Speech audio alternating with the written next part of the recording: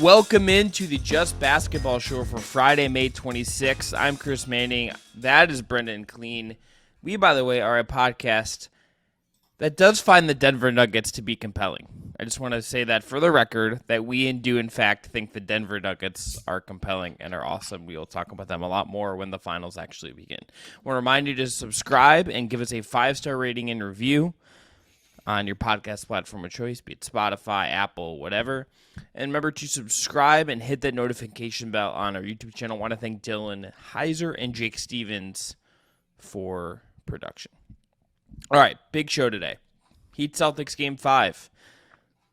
That's apparently a series now. The betting lines have shifted to where Boston now has better title odds than Miami, which is very funny.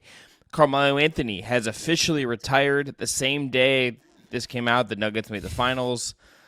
Just kind of an interesting, weird bit of universal chemistry there. We're going to talk about LeBron, and we're going to talk about Michael Winger, who is now in charge of all things Washington basketball. Specifically for this podcast, we're going to talk about the Wizards. The Mystics, as it turns out, who we technically, I think, will oversee as the head of Monumental Basketball, or a well-run organization with that is very competitive. The Wizards have not been that in some time. But Brendon, let's start with Heat Celtics Game 5. It's now a 3-2 series. Boston, as you pointed out, our doc had a half-court offensive rating of 118.5. They're making threes. They're moving the ball well. Tatum and Brown both well. Brown playing well on offense for the first time in the series, I think, was really a big deal. That he's not look. I saw in a Michael Penis piece at The Ringer today that he was 9.9% below the expected field goal percentage of an average player in the series. He's just been bad. He was not that in this game. Boston's really back in it, and I Game 6 almost feels like Game 6.5. It almost feels like Game 6 is the first take in a Game 7 based on the fact that if Boston pulls that off, we're going back to Boston for Game 7, and Lord knows what's going to happen there. It was just a game you wanted to kind of see from the Celtics, right? I think Game 4 to me just sort of felt like, hey, we're not going to roll over. That one was expected. It's gentleman's sweep. There's a name for it for a reason. I feel like the difference with this one was just they played like the dominant team. I mean, really that Game 4 was just the third quarter. In this game, they kind of did the third quarter all night. And yeah, the 118 half-court offensive rating was really from the competitive part of the game. I think they finished at 111 either way. Both were off the charts. They were getting into the paint. The balance was a lot better. You have 4 guys in double figures from shot attempt standpoint and none in the 20s. You had Brown and Tatum only taking 11 threes combined versus, sometimes they're, as high as in the 20s just between the two of them on some of their either really hot nights or nights where they're just settling for bad shots. So all those things I think are good. I don't know about winning a Game 6 on the road to make this an even more interesting series. I feel like they may miss Malcolm Brogdon if he has to miss any more time, but you could say the same thing for Miami. This is now a series very dependent on injuries as well, on top of everything else. Yeah, look, the Heat pulled the plug really by the fourth. This game, really wasn't ever exactly competitive.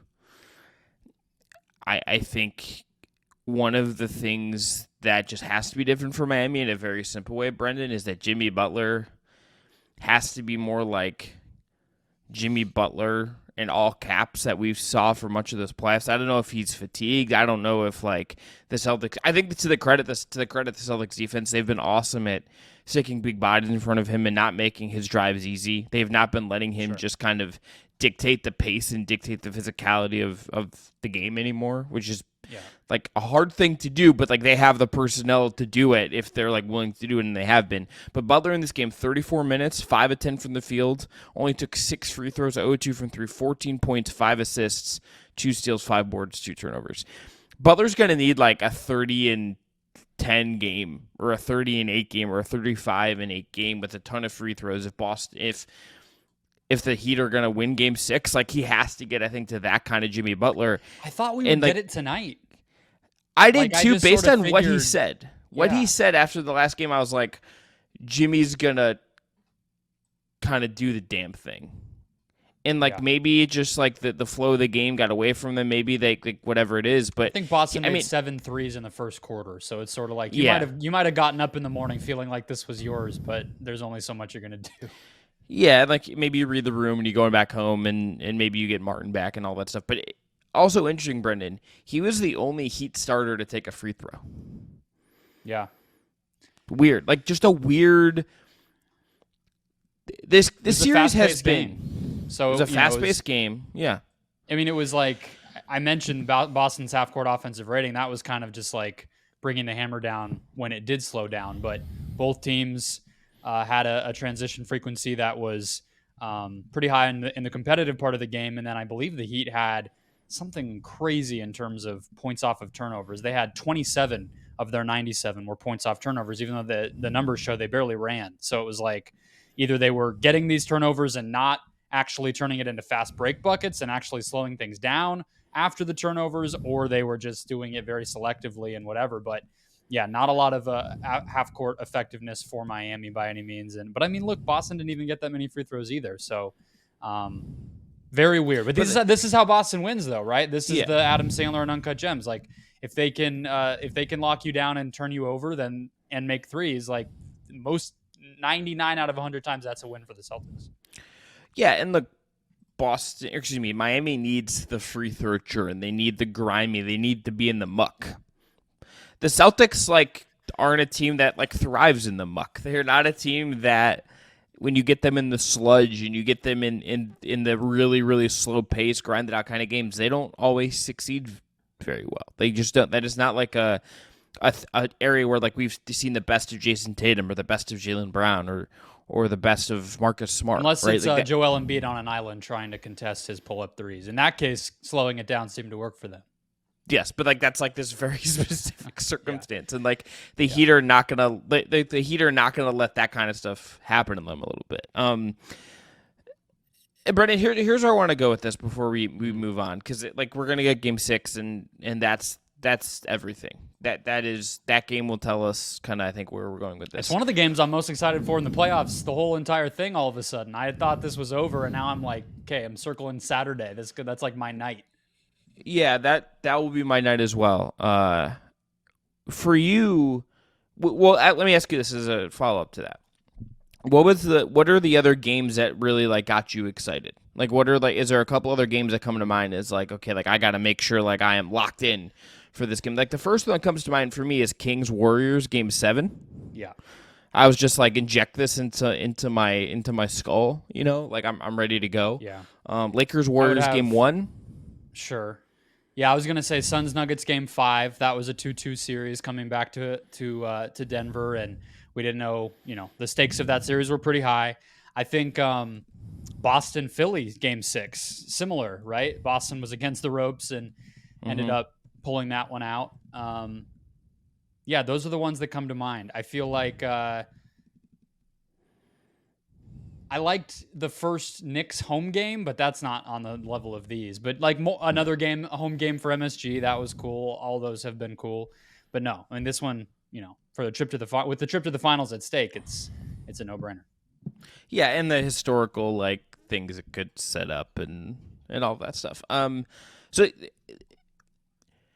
would you favor Boston now to its history is like again like okay, it just is like the last 6 quarters they've played might be the best basketball they've played the entire playoffs. Like that's the weirdest part about this. What I'll say from an offseason standpoint, and like a lot of people keyed into that team have basically said as much, is this at least shows they don't all hate each other and want it all to be over. Mm-hmm.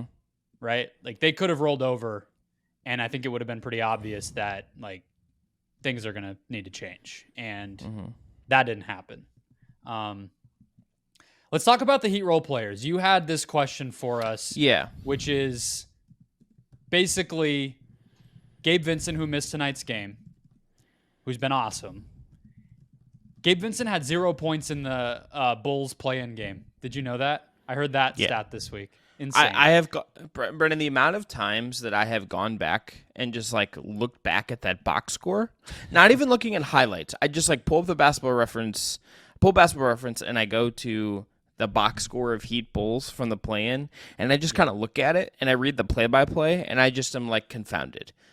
From the people who brought you watching this Game 6 is going to be our Saturday comes, I open that box score a lot. Do you realize how often I do it? So that's us. That's why we host a podcast about this stuff. But so Gabe Vincent, who scored 0 points and then had like 30 in a game in this series, and Max Strus are both free agents this summer. Mm-hmm. And I think the league is probably looking at all of this stuff and wondering, understandably and reasonably, well, can we get those guys? And how much should we pay them? And what will they do if they come here?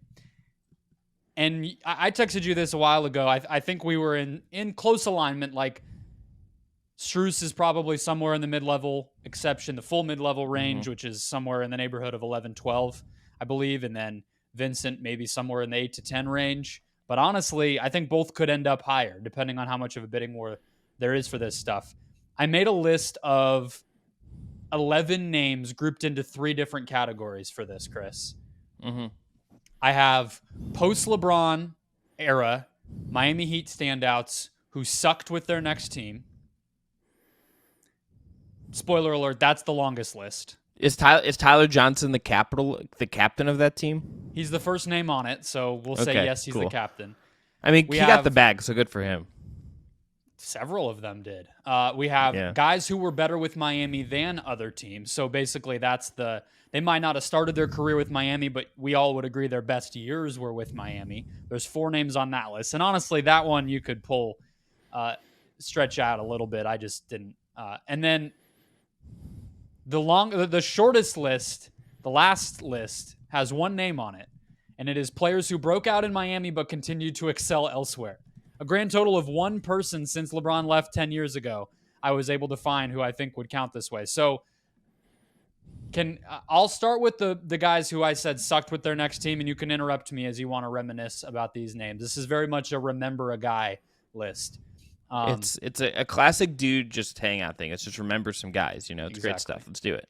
Exactly, and they all wore Miami Heat jerseys. All right, so you said Tyler Johnson, who, yes, got Pablo Torre to write a feature on him for basically getting paid.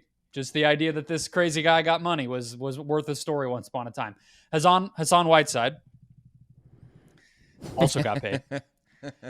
Josh Richardson, who was the salary that went back in the Jimmy Butler trade that somehow Mickey Arison and Pat Riley suckered the Philadelphia 76ers front office. I believe that was when Brett Brown was the GM of the team, into taking back. We have Justice Winslow, draft pick once upon a time. Went through some stuff mentally, so we don't know what happened there, but he was never the same player after he left. Rodney McGruder, Kendrick Nunn.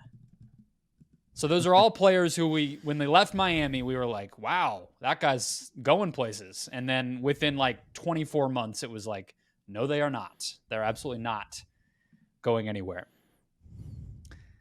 I have guys who were better with Miami than their other teams. This one is Goran Dragic, James Johnson, Kelly Olynyk, Derek Jones Jr. I think you could even include like Jay Crowder potentially if you wanted to. You could include PJ Tucker depending on how you feel about that. Myers Leonard is a name on there that you probably could include. Who do you think is the player I have on the list who broke out in Miami but actually continued to look promising elsewhere? Do you know who I'm talking about off the top of your head in the past 10 years? No, honestly. My brain has been like trying to think about this since you said that. I'm trying to like think who to qualify, and then when you say it, it's probably going to make me annoyed that like I missed it. So he was traded for Kyle Lowry. Does that help? I don't think people think about this player very much, but I like him. So it's Precious Achiuwa. Drafted by the Miami Heat, traded for Kyle Lowry. He still fouls way too much and isn't able to get like a consistent spot in the rotation. So it's not like he turned into an all-star after he left there. But I think we still all feel like Precious is an interesting prospect. Sure, okay. So, Brendon, here's my working theory on the Heat stuff as we think about Strus and these guys. I think there's something in like the way they play and how the organization works that makes it like hard for these guys to necessarily like go elsewhere. Like I'm watching like how Max, like let's say schematically, let's watch like Max Strus comes off of screens and it's dribble handoffs and it's pin downs and it's all this action and movement that is designed to make his life easier.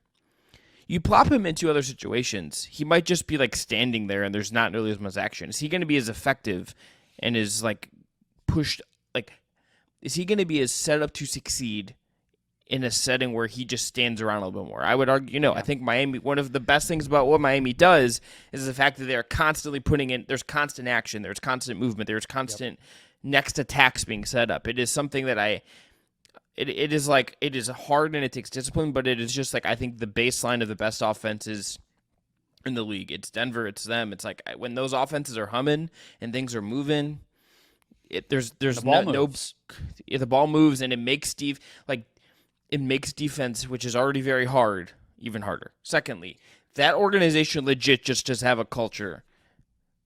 It just does. And, like, we can make fun of it, all that stuff, but, like, it does. And it brings something out of guys. So, look, I think there is risk. And then you bring up this list, and Josh Richardson is maybe the best example of this. He has been around in the league now for a while. He has given teams, I think, effective minutes at times. But has he ever come close to being the little playmaking 3-and-D wing guy we saw in Miami? It has never come close to that. He has kind of bounced around since then. So, like, I would, like, if I'm a team this summer, like, pick a team that needs a wing and could use their MLE unlike Strus. You're allowed to talk about the Cavs now. No, I'm not. I don't want to hit with the mouth. You could, like, if I'm Memphis, okay, and you're like, okay, we could use this kind of player maybe, or you, like, just need like another 3-and-D wing. He doesn't hurt. We have the money to do it. The MLE. Do we offer the full MLE for this guy to go get him? Like, I think you'd have to have some concern that it's just like it is not necessary. It's going to be hard for you to get those guys exactly kind of humming and exactly at the same level. I would be really worried that like you're going to get them and they're just not going to be that guy when you get them in your building. Yeah, and the thing about this list is part of why I wanted to go through it is to be like, is there a rhyme or reason? Like, is it okay? The bigs when they leave Miami, the bigs always fall off, or it's combo guards because like you were just talking about. We know the Heat don't really have like a traditional quote unquote point guard. That's not really how their offense runs. So is it those guys? It's like, no, it's pretty much every type of player has come and gone and oftentimes been the best version of themselves with the Miami Heat, whether they came later in their career or they started there and then left to go somewhere else afterward. And I would add one more part to what you were saying about how these guys are able to succeed. And I think that's, as we've watched the Heat the past 2 seasons exceed expectations, I think or really, 3 out of the past 4 years, it's been increasingly clear. It's the fact that they have that amazing ball movement and flow to their offense, but they also aren't afraid to and are empowered to just compete, just go get a bucket and feel comfortable with the ball in their hands. Like, it's crazy to watch the fact that Max Strus and Duncan Robinson can attack a closeout and get to the basket against a team we thought of as the best defense in the entire NBA as recently as last June in the Boston Celtics. But they're doing it, and I think they're doing it because it's understood that they can, and it's understood that if the opportunity is there for them on the court in the course of action, go ahead, And I think that there is a lot to be said for, like, the Suns are a great example of another team that run a very not complicated, but consistent and flow-based pick and roll attack, and yet a lot of their role players become specialists. They're sort of reduced to the most basic version of themselves and effectively, unimportant in a lot of these playoff series. And that's a lot of why they just had their head coach get fired. It's the fact that Spo can get both things out of these guys, where they can be specialists, but they also are trusted to just go make a play. You're a basketball player, figure it out. And they do that too. And like, I think that's what you kind of lose sometimes, where it's like Josh Richardson just suddenly is, when he just is a spot up shooter, or he's just supposed to be running your offense as almost like a point guard. It's like, well, that's not the guy we wanted. And so I honestly, I think Strus might be the better of the two. I think Vincent's the one I would be worried about. Like, I would maybe just say, all right, you win, Miami. You found him, you developed him, keep it going. Because I would be very nervous that guy's going to come and it's going to be like, oh yeah, he's 6 feet tall and not a great passer, and he's like, he's the 9th man on our team all of a sudden. Just give me a team. Where should Strus go? If he leaves, where should he go? I want him to be on a team. I agree with you. I like the idea of him on a team that does run a little bit more offense. I could see the Toronto Raptors jumped out to me for some reason because I just perpetually want them to get more shooting. The Dallas Mavericks I think would be fun.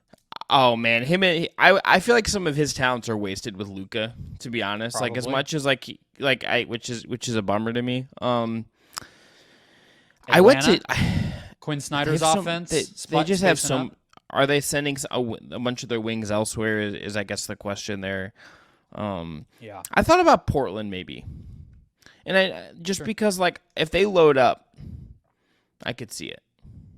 Going from an Eric Spoelstra offense to a Chauncey Billups offense sounds a little bit depressing, but Portland, the easiest layup in the world would have for Portland to like change head coaches this offseason and like get like Monty Williams or something, and it's just like, what if we run the I don't understand what's going on.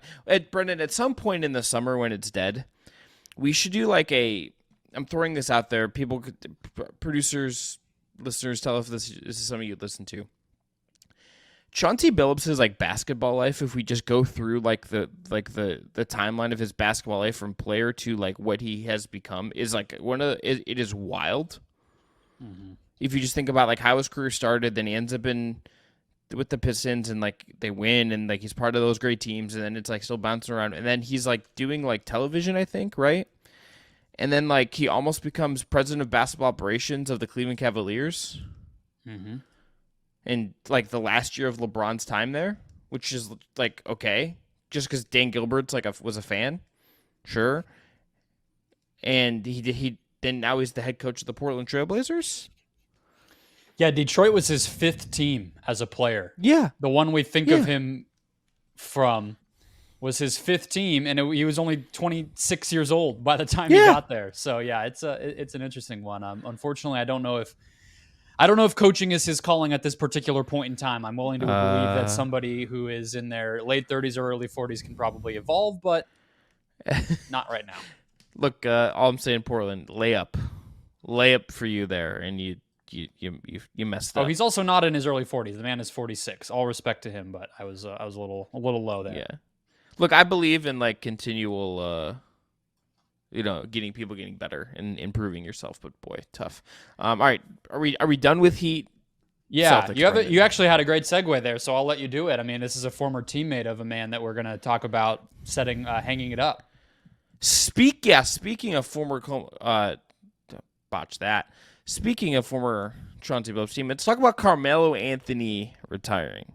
Yeah, Brendon, look, Carmelo to me is someone that is like part of that era of where I like really got into basketball and grew up with it. He will always be someone that I like associate with a certain part of my life because I go back to he comes in the same year as LeBron, as Wade, as Bosh. As a kid from Northeast Ohio, guess what? I did a lot of it around 2003 and the years before when LeBron's kicking ass in high school. I'm watching a ton of basketball. I'm reading Slam. I'm reading SI and SI Kids, and like.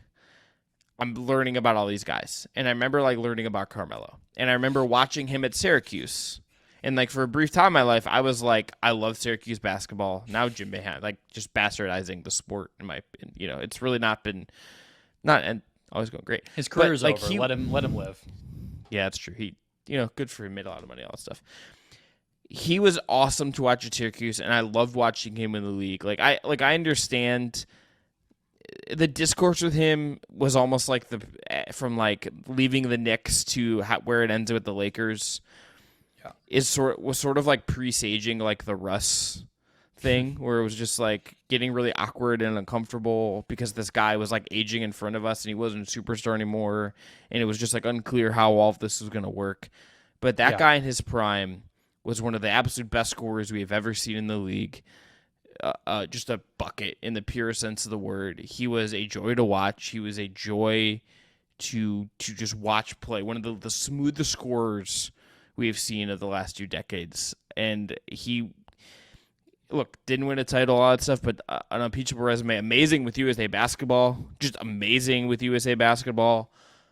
Amazing basketball life from Carmelo Anthony. I am sad. I'm glad he's retiring. It's obviously he didn't play this year. Kind of seemed like maybe he would have one more year. It was cool to see him get to play with LeBron. Cool to see him get that little run in Portland. But what a life, what a career, what a basketball life, what a career. And just his peaks were just unbelievable. All well said. I was never a huge Carmelo guy, but I think that I hope that the memory of him, the legacy of him is told through the players, because he's always been one of those guys. I mean, another place that he's similar to Russ, where even if his efficiency or defense or playmaking were maybe debated among, blog boys or, Reddit prowlers, it was very much like anyone in the league was going to defend Carmelo Anthony to the bitter end. And I feel like that should matter. Like, I'm going to defer to the people who competed against him first and foremost. And he had some amazing years. I mean, 08, 09, he actually kind of goes down a little bit in usage and scoring from what he had been. And that was the best year the Nuggets had when he was in Denver. And then obviously goes to New York and gives that franchise some of the best moments that it had. So he feels like very much a time and place player, where if some other things click, if Amare's knees aren't just chalk by the time he gets to New York, if the Nuggets have a few different things go right, maybe they build a little younger instead of, some of the guys that they were able to get in there, then I think we could be talking about Melo being on a finals team or something like that. But I don't think you can take anything away from his career just because of that. I mean, tons of accomplishments, even if he never kind of got that one big thing that everybody tries to chase, which is obviously a championship.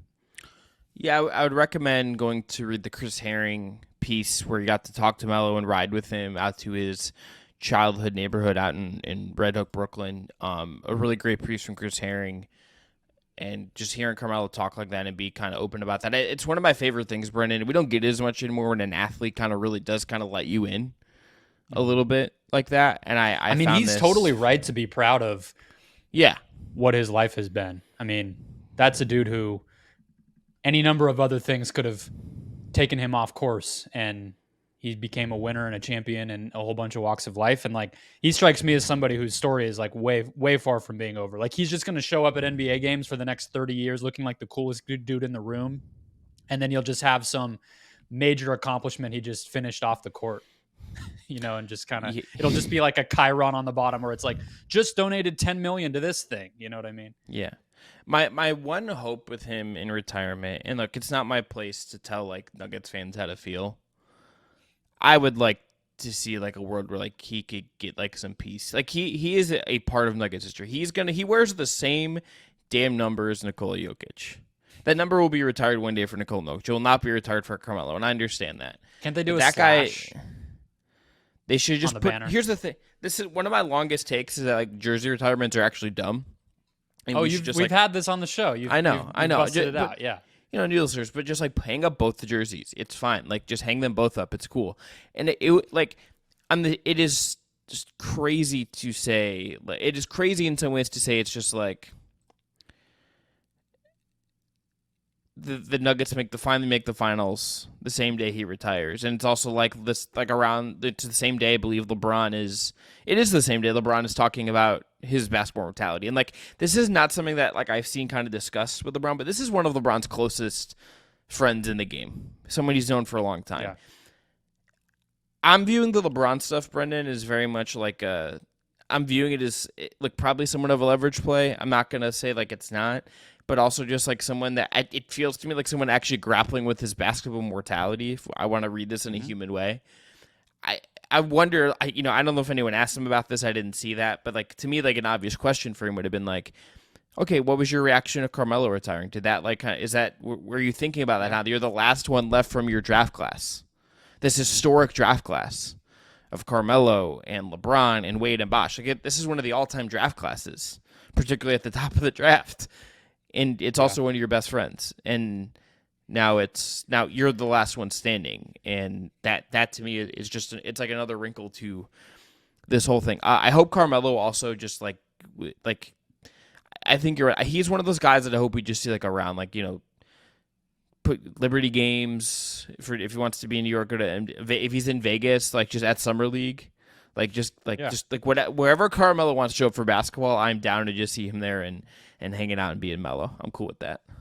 Also, last thing I will say about this before we move on to talk about LeBron, actually, the best thing that I saw about Carmelo in a funny way was someone made a video compilation. I think it was like a Knicks blog or something, like the Strickland. Someone made a compilation of him yelling "fuck out of here" and grabbing rebounds, like when he'd go and get the rebounds, like "fuck out of here" and grab the rebounds. I love that. There was enough clips for a minute 30 video of that, and amazing. Carmelo was the best of the rim mic catching, screaming, just of any kind, whether it was and one, whether it was shit talking, whether it was that with the rebounds, whatever the case was, you almost felt like it was a director's commentary of the game that Carmelo Anthony was providing, that the rim mic would catch. And then, of course, there's the muting of the entire broadcast crowd noise that has to happen when the the rim mic picks up something it shouldn't. So salute to him. You could probably say he came around a little too late, and his game would have been even more dominant and appreciated in the 90s. But I kind of like that he was just this bygone dude that kind of lasted way longer than you would have thought and finally did evolve. It'll be I think a career that I hope gets more appreciated over time, just because of the impact that it had culturally and the cities it happened in and all the rest of that stuff. Maybe Nikola winning a title in Denver will actually bring some more respect around to Carmelo's time there, but we'll see. Let's go to LeBron. I have a question for you to start things off. Okay, let's go. Because people will know everything. We don't need to rehash. He said he might retire, and he might just be saying that for song and dance, or he might actually be thinking it. You mentioned it there a little bit with the mortality, and I think that's totally reasonable. He's also come out and said, or it's leaked out since, that he may need to get surgery on the foot, even though he was supposed to not have to. Well, which we already knew. I think I always kind of assumed he was going to have surgery at some point. Yeah. Yeah, the LeBron James defeat might have just been a really good masseuse or something. I think it was Dennis. I mean, it might have just been Dennis Schroeder in a doctor's coat. I just want to say, Dennis Schroeder, somehow, maybe it's just because he's talking to German media a lot, is the LeBron tea spiller. Yeah. Pretty reliably, and it's very funny that's a Dennis Schroeder thing anyway. It's also funny that Schroeder is only good when he plays next to legends. He goes to Boston, and it's a joke. You fumbled the bag. You were apparently offered this big contract. You didn't take it, and then we think his career's over. Now I'm reading Jake Fisher articles on Yahoo where it's he may take $15 million a year.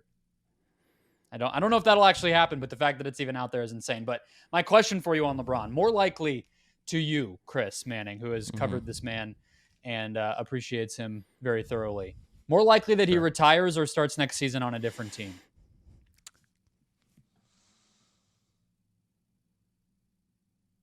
I think retires. Really? I just can't imagine him outside of LA right now. He has so much going on there. Bronny's going to be at USC. I don't think either of those things is happening. I think he'll be playing for the Los Angeles Lakers. That's what I think too. That's number one, right? Is he stays with the Lakers. But I think it's an interesting question as far as how we perceive his sort of the way he moves this offseason, which we're going to chart a timeline of here in a minute. But the Lakers have a lot of things. It sounds like they're going to probably re-sign Rui Hachimura and Austin Reeves if they can, if another better opportunity does not present itself to use those guys in sign-in trades or something. And I think that's the right thing to do. They both not only were pretty solid on the team in the regular season, but proved themselves as playoff performers, and they're both in their early 20s. So you'd be kind of dumb to not keep those guys in the building. But I'm not sure if this version of the Lakers wasn't enough, unless you're thinking Rui and Reeves take a huge step forward, I think it's reasonable for him and anyone else in that building to feel like this isn't enough. They kind of took advantage of some turmoil with the Memphis Grizzlies and a very down year for the Warriors. And then they ran up against a juggernaut that they had no real chance against. So the idea that they're going to somehow be better coming into next season feels pretty crazy. So I think it's kind of okay for them to go after a third star. I mean, for the first time in a long time, I actually don't think LeBron trying to exercise some sort of influence or pressure here is a bad idea. I don't know if the Lakers front office needs the pressure. It might just be like very extra, but they do need to kind of try to shake it up if he has something left in the tank here.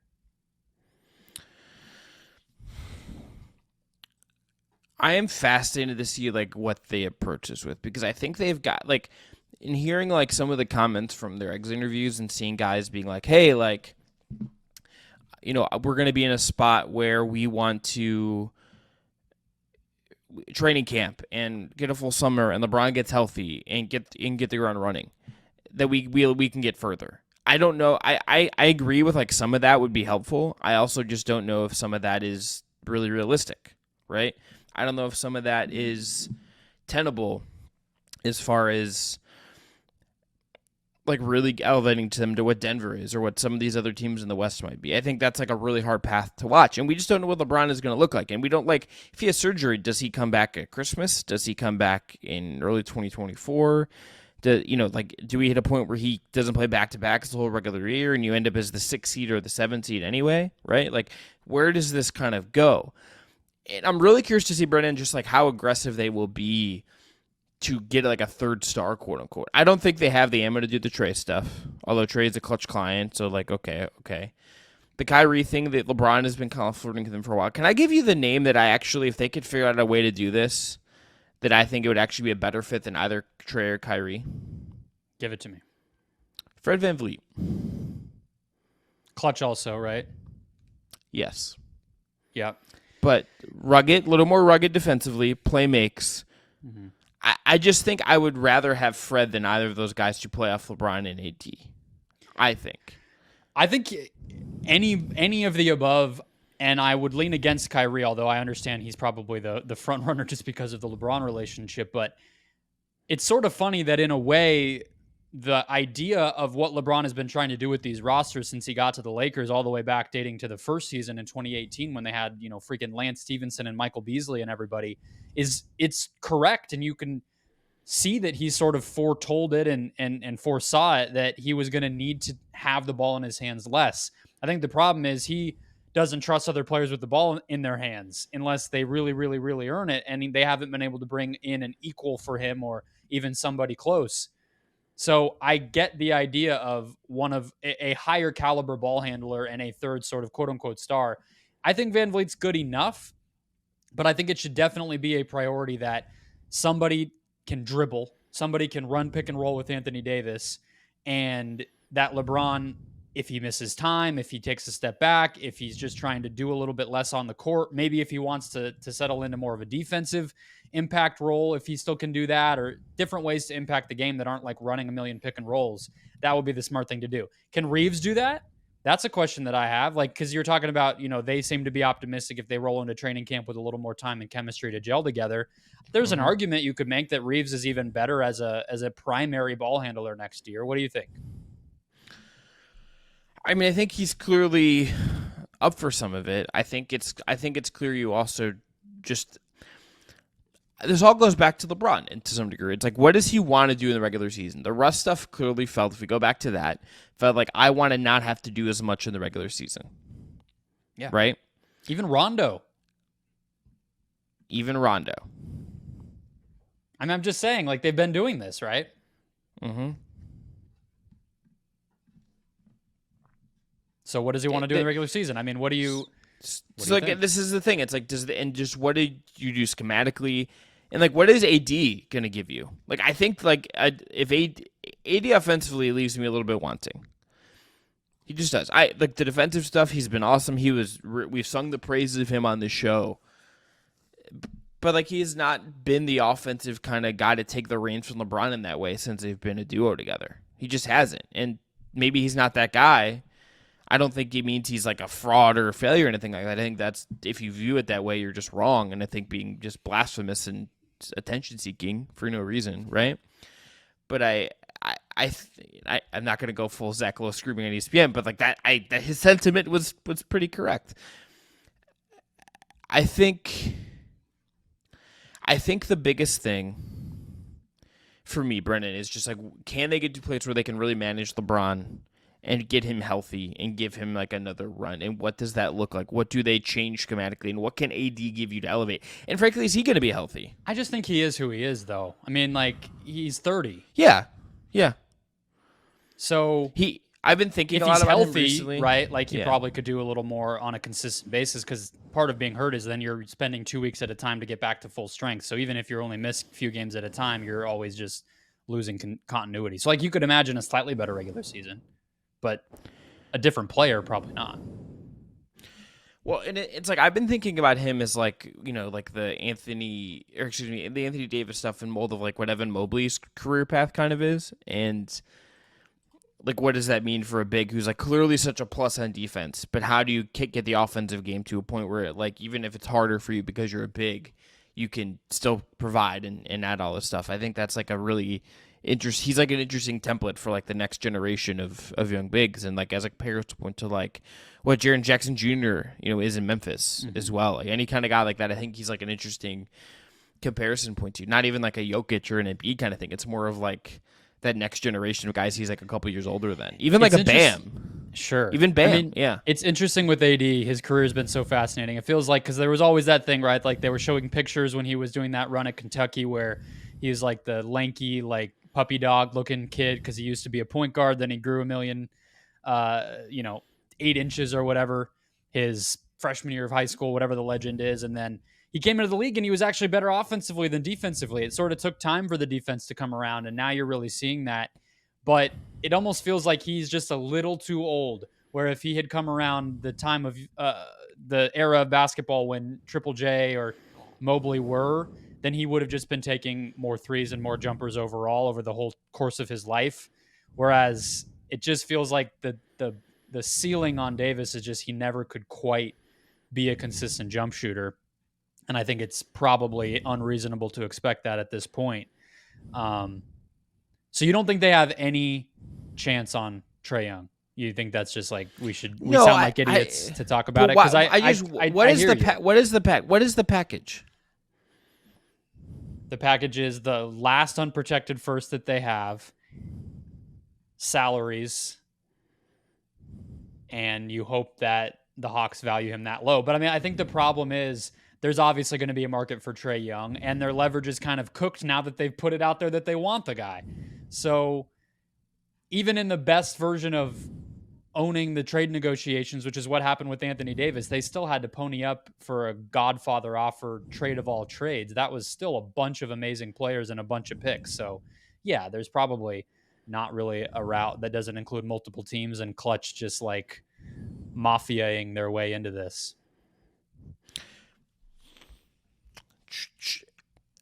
Trae is such a fascinating part of this summer. Yeah.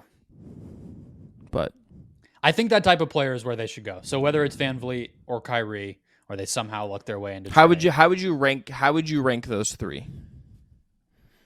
If you're gonna say probably, I mean, I think I would put them in the order everyone would, just from like a talent standpoint. I mean, I think you would probably go Trae, Kyrie, Van Vliet. I mean, Trae just because he's younger, but again, I don't think it's super realistic. So it's probably down to Kyrie, because that is gettable, or you start to look for other options like a Van Vliet or Chris Paul. They could potentially figure something out for.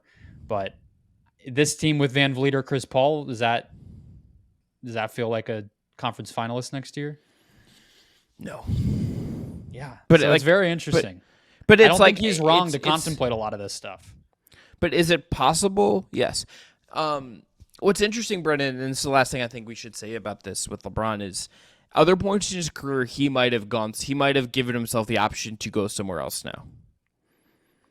Mm-hmm. Like this was a couple of years ago. You could have seen a world where like he keeps the summer open and he kind of keeps his eye open and flirts with Cleveland a little bit and is like, hey, you know what?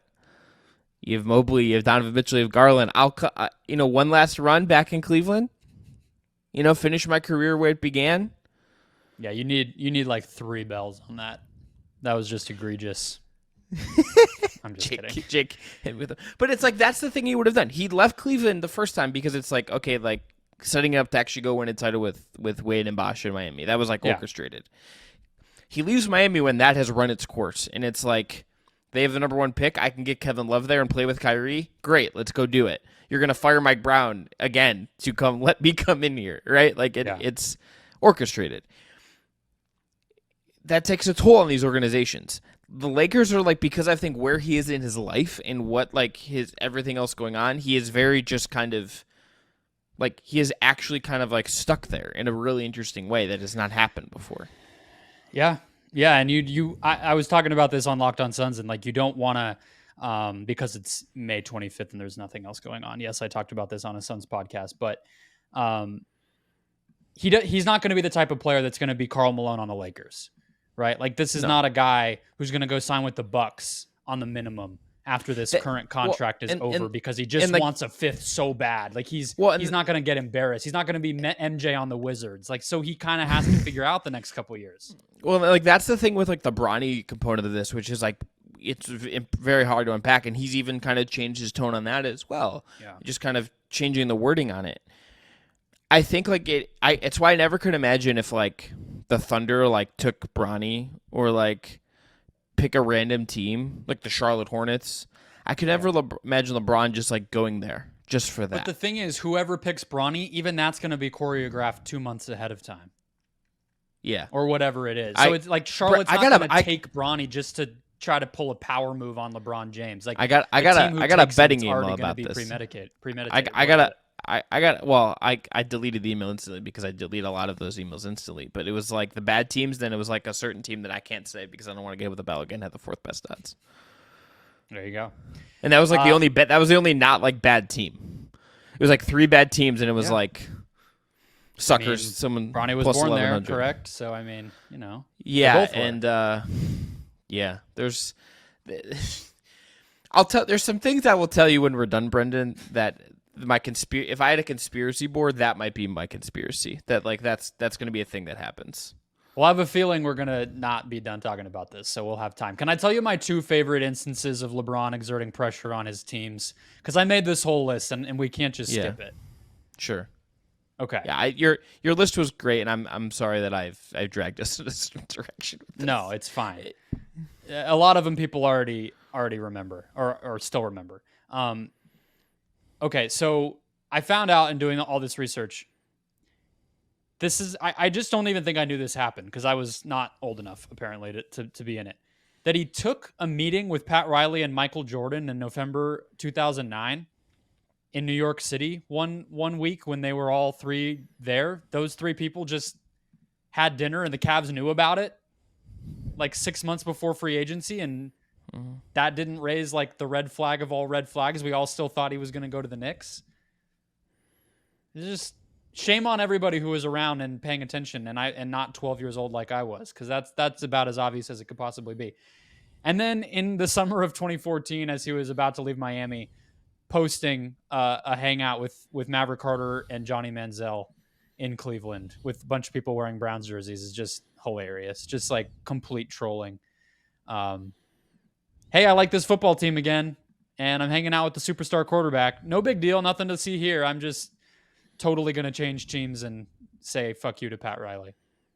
Those were the highlights. Those were like the most just egregious, ridiculous ones that weren't even basketball related, that are just pure LeBron like trolling. The number 1 all time for me with a bullet is the Bulls series, the year where David Blatt drew up a play for somebody else, and he said, "No, we're not doing that. I'm taking the shot," and then he hit the game winner. That's number 1 for me. Yeah, I wish that David Blatt wasn't the victim of it, because a Blatt book about the LeBron season, My Year in the United States by David Blatt, would just be a bestseller, but also like kind of a tragedy story, like Shakespearean. Just he has like some health issues now, so I hope he's doing okay. The other one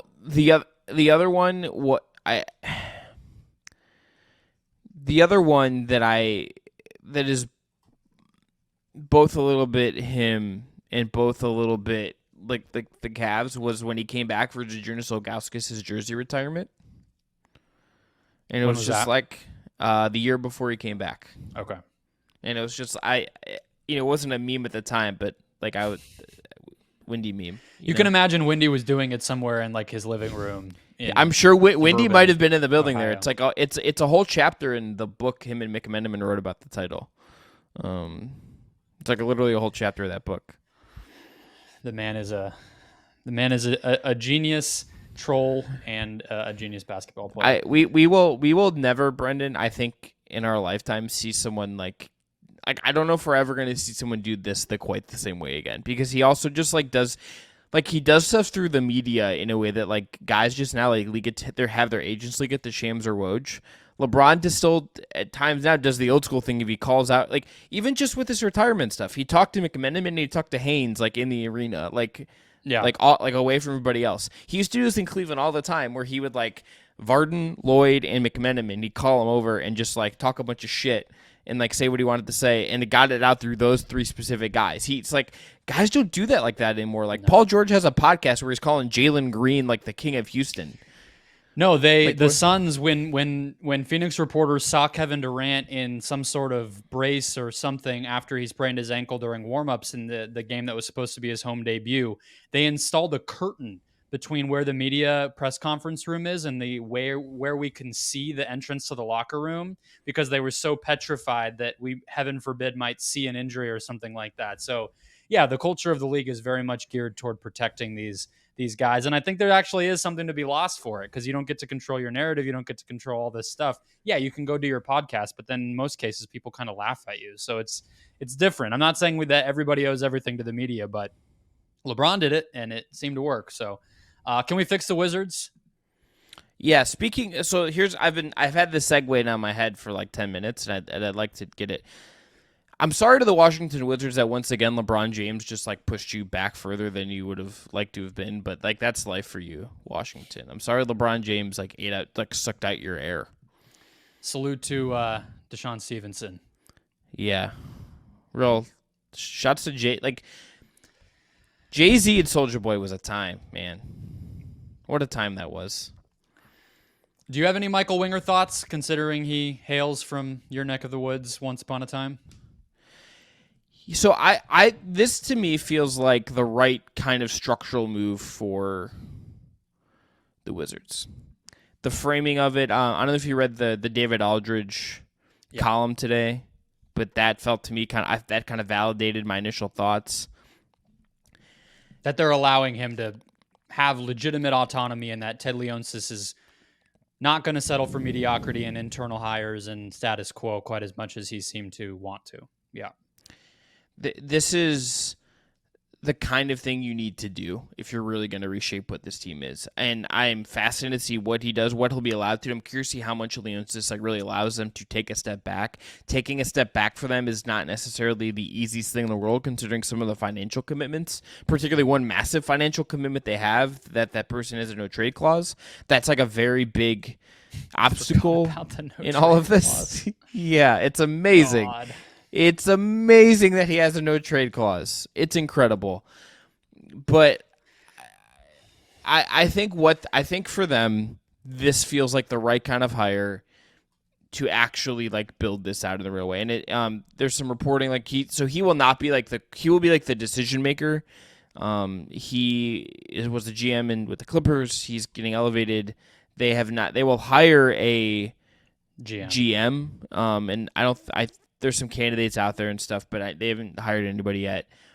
I think there's some interesting. Will Dawkins is the name from the Thunder. It's interesting to me because Raphael Stone in Houston is kind of similar, where he came up and he was like the team legal counsel, and that's what Michael Winger has done at various stops in his career, and then he's gotten more into the analytics side as well. So he's sort of like the salary cap and analytics point of view. So you'd think he'd probably hire somebody more basketball savvy, somebody who's come up through scouting or video to be the GM, which I think is what Will Dawkins did in Oklahoma City. But it's just fascinating the different paths that people take. You can be a scout, you can be the cap guy, you can be a former player, you can be a coach, you could be whatever, and people succeed from all of them. So it's cool to see the league just sort of diversify in that particular type of way. Not that Raphael Stone is maybe the best guy to be walking in the, pathway of, because I don't know if his team building job in Houston has been the best, but I'm interested to see. Do you want to? I have how many steps do I have here? 6 things that they need to consider this offseason, and we can give our thoughts on each one. Yes? Yeah, let's do it. Yeah, let's do it. Kristaps Porzingis. He has a player option for, I believe, $36 million. And you would think would like a long-term contract. Even if it's at around that same amount, he's probably looking for 4 or 5 years or whatever, probably 4. Do you try to re-sign him if he indeed does opt out? I think I would, if I were them, I think actually tanking would make a ton of sense. Yeah. So no on Porzingis. Right. No on Kuzma. Yeah. Also let has Kuzma a player go. option. Yeah, let Kuzma go. Fine player, but I don't want to be paying Kyle Kuzma like just a boatload of money. And he's going to have a market. I mean, if the trade deadline, he is the exact kind of player a lot of teams need. And he's the exact type of player that I think the Wizards would have overpaid and kept for no real reason for a long time now, right? And so same Jan Mahinmi and like all these guys that they've just had and have collected dust on their books.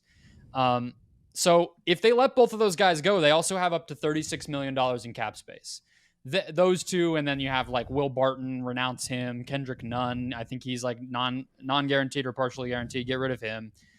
All that type of stuff. And then you're left with $35.8 million in cap space. I would personally feel like if you don't sign those guys and you have that space, I think you just use that space to absorb bad contracts via trade. Personally. Yep. And get picks. Be the vacuum to suck up all the bad stuff that other teams. Tobias Harris. Sure. Daryl Morey, you want to get another star for Joel Embiid? Like, give us a pick and we'll take Toby. And he can come play in Washington this year. I think that's always the smartest way for bad teams to use cap space. Yeah, I'm curious, and I think then it's okay. What of your young guys do you actually like? Do you believe? Like, I mean, I don't think they have like their next great star on their roster already. I don't think that's the case. But do you flip some of the guys you have that you've had that have been fine and okay? Like, what do you think of Johnny Davis? And then there's obviously the Bradley Beal question. The Bradley Beal thing is kind of at the center of this, even though Bradley Beal has lots of power to dictate this. And like, I don't know how many teams are out there saying, "Yeah, I'd like to pay Bradley Beal the full value of his contract." So Bradley Beal obviously is where you have to start with this. I mean, not start, but Bradley Beal is where the biggest decision will be coming for the Washington Wizards and where they need to nail. I don't know what to make of him as a player. He's 29, going on 30. There was a period after John Wall got hurt / eventually left where you would have felt like Beal was one of the best scorers in the entire league and somebody who absolutely could be an offensive engine for you. I mean, this is a guy who averaged 31 points per game in back-to-back seasons during the pandemic, shooting 46 to 50% from the field, 35% from three, got to the line. Then all of a sudden, the past 2 years, he's just been injured and I don't want to say fallen off a cliff, but between his efficiency dipping a bit and then his overall production dipping, I don't think you would look at him as somebody who's a number one option on a great team, and his defense is nowhere to be seen at this point in time. So if I'm another team around the league, for a guy who's making $47 million this upcoming season, you have to be pretty desperate to appease another superstar or find a co-pilot for your young up-and-coming star with not a lot of other salaries on your books in order to feel like Beal is worth what is now a pretty considerable risk considering injuries, fall off, and lack of two-way play. Do you have somewhere you think he should go? That's the question. No, that's the thing. But like, can you get someone desperate enough to want it? Like, would Philly get desperate enough and do this? That's the team to me. Mm-hmm. That's the only one that really comes to mind. Maybe the Lakers, maybe. But I don't even think they have enough salary, the Lakers, because he makes so much. You just have to stack up so much stuff on top of each other to get up to his number.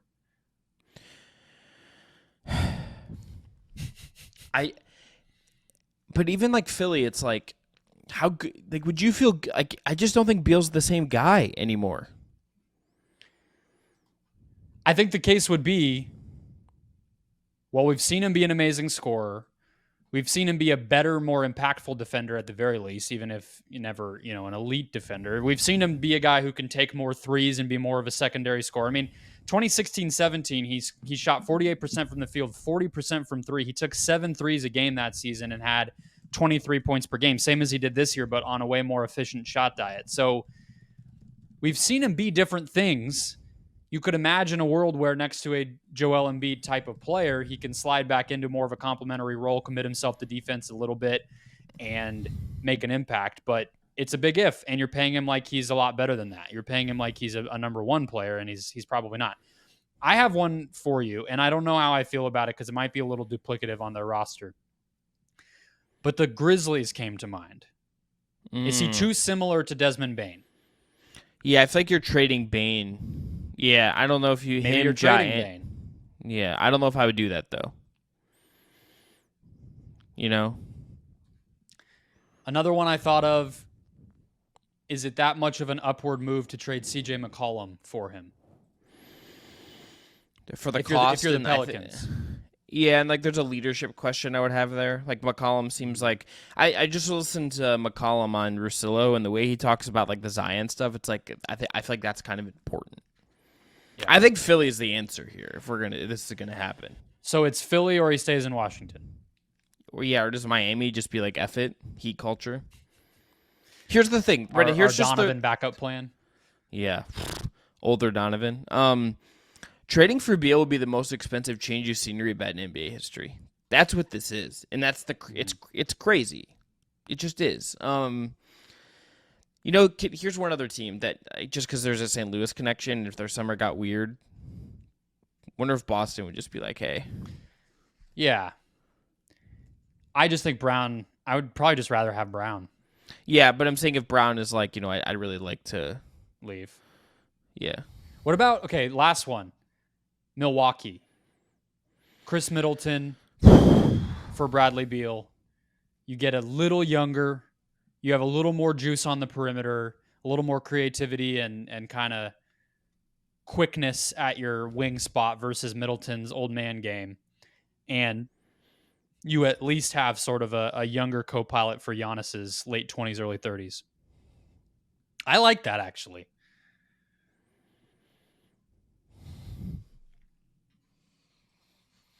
I don't hate it. It's still like a lot of money for like what that team is, but they're over a barrel anyway. They're kind of like they have to do something like that, I think, if they're going to keep just going forward with this. Yeah, you could do Middleton and Grayson Allen, and then I don't know what Milwaukee's pick situation is. But who's the third team that's like getting Who's like the third team that's getting Middleton? Well, I don't know how the specifics of it, but I believe if you did it like on draft night, you might be able to have Middleton just opt in and play out the last year of his contract in Washington. I don't know. Maybe you do it and then he can opt out. I don't know how that works, but where Middleton goes is a much bigger question. I just think Beal is... I think you would want him with that type of a situation. The Embiid's similar, right? Mm-hmm. You don't need him to be a good defender because the defense is sorted out elsewhere. But he provides a nice balance offensively to the superstar you already have. So, yeah, those are probably the types of teams. Do you think they have to do it this summer? Yeah, so this is where I wanted to go with you, where I wanted to end this. Can the Wizards actually reset unless they just move on from Beal? Like, can they actually do the kind of reset that they probably need to do if Beal is just like around still? I think they can, only because I think some of their reset is going to come by way of the players that are already on the roster. This isn't, Okay. A team with no young talent where you're starting from absolute scratch. Like, I think you still want to see what Denny Avdia is, what Corey Kispert maybe can be, even Daniel Gafford, who's not super young, but you want to see maybe what he can be, the guy who they draft this year as well. So, like, I think a more gradual thing is possible here, but I don't think you should have Beal on your team at the start of next season. But you just don't want to jump the gun if there's no market. Yeah.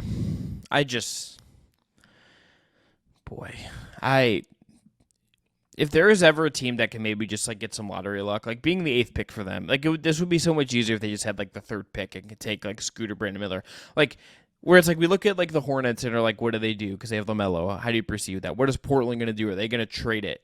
Whatever. Are they going to like are they going to try to get Mikal Bridges or something like that?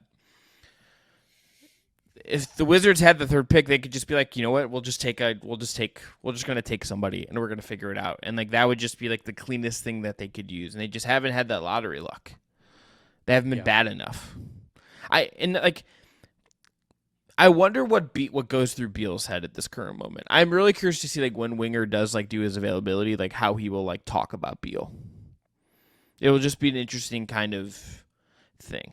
And an interesting kind of reality, but that is a team that absolutely should just break it down. I'm a little skeptical that you can fully do it with Beal, but I think just because I don't think you'd get the haul back that would really kickstart things if you traded him. Like I think because of his contract, you're not getting the kind of haul for him that would really like push things forward. And for better or worse, you can be bad with him. Yeah. I mean, I don't mean that like super disrespectfully, but like he's been on really awful teams the past couple of years already. Like, is he really going to lift you so high that you're out of like really good lottery range and like you can hold him out of games and do this and that and maybe consider a deal at the deadline? But it's not like him being on your team means you're going to be 500. So like you can start to tear it apart and not have good pieces around him. And he's like the one great player you have, and you can still be on your way to losing and getting a good pick. Yeah, 2 years removed from his last All-Star appearance, played 50 games last year, 40 the year before, 60 the year before that, 57 the year before that. The 60 was in a 72-game season, so he was pretty healthy that year. But the other ones... Three out of 4. I guess the one before that was also the bubble year, but they went to the bubble. So I think that was like 73 games. Still not great. No. Considering he's not old. And he hasn't even had like a major injury. This isn't a guy where it's like, the knee again. It's just like stuff here and there all the time. He like me, will be 30 years old in June. Yeah. It's not the point where you're like starting to think, is this guy going to need to be on a load management situation? Kevin Durant or something. He's 29. Yeah. He should be at his peak still. And it does not seem like he's at his peak. It doesn't feel like he's at his peak anymore. But some of that could be circumstance. Yeah. Some of that might just be like, what have the Wizards been? You know, sure. Like the motivation factor for him might be kind of low. But he got the money, and he very much has said publicly, like, this is where I was going to get the most money, which is good for him. Salute. You asked what was going through his brain. I was like, I know it's going through his bank account, and it's a lot of millions of dollars. That's facts. All right, let's end there. Heat Celtics is on. The Wizards get a reset. Carmelo has retired. And LeBron's being LeBron. That is it for the Just Basketball Show for May 26th. I'm Chris Manning. That man over there is Brendon Kleen. Thanks to Jake Stevens and Dillon Heiser for producing Back at Ya on Monday. I have a feeling we're going to be talking about Celtics Heat in detail after Game 6. One way or the other, that's going to be the focus of our Monday show. Tune in, subscribe, and enjoy the hoops.